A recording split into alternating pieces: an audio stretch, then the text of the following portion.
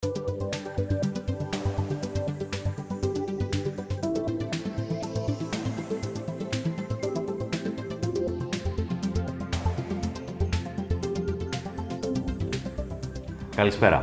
Σήμερα έχω μια καταπληκτική ερώτηση. Με ρωτάει λοιπόν ο Δημήτρης από τη Φιλοθέη. Γιατρέ, σκέφτομαι να πάω στην Τουρκία για μεταμόσχευση. Ποια είναι η γνώμη σου? Να πας. Καταπληκτικά. Ειδικά αν πας Κωνσταντινούπολη, μην ξεχάσεις να φας καζάντιπι, να περάσεις από την Αγία Σοφιά και να πας και μια βόλτα στο Βόσπορο. Είναι ό,τι πρέπει για εκδρομή.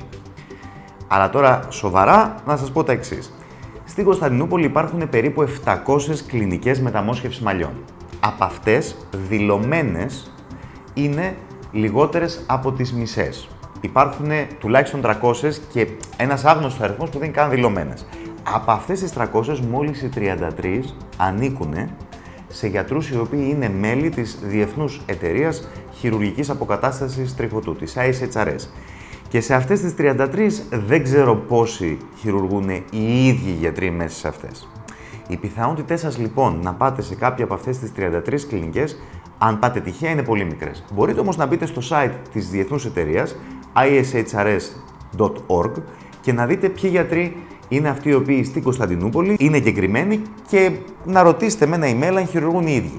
Στις κλινικές οι οποίες χειρουργούν οι ίδιοι, οι τιμές είναι πολύ ακριβότερες από να τις κάνετε αυτήν την ίδια επέμβαση σε έναν γιατρό στην Ελλάδα με αντίστοιχα διαπιστευτήρια. Σκεφτείτε το λίγο. Η Τουρκία δεν φημίζεται για τίποτε άλλο εκτός ίσως από την κουζίνα της. Και ξαφνικά τα τελευταία χρόνια έχει παρουσιαστεί ως η Μέκα των μεταμοσχεύσεων μαλλιών. Ποιος είναι ο λόγος? Οι Γερμανοί, ας πούμε, φημίζονται για το engineering τους. Οι Αμερικάνοι φημίζονται για την τεχνολογία τους.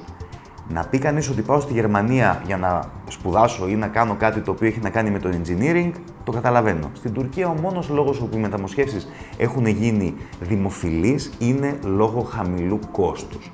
Και το χαμηλό κόστος έχει ένα και μόνο λόγο. Το ότι δεν χειρουργούν γιατροί σε 98 στις 100 επεμβάσεις που γίνονται στην Τουρκία.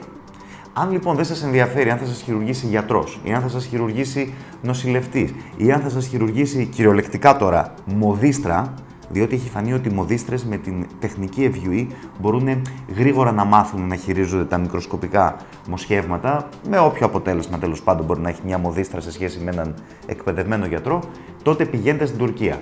Θα σας κοστίσει, μπορεί και λιγότερο από ό,τι θα σας κόστιζε σε έναν καλό γιατρό στην Ελλάδα, και θα δείτε και την Κωνσταντινούπολη, η οποία πραγματικά είναι όνειρο.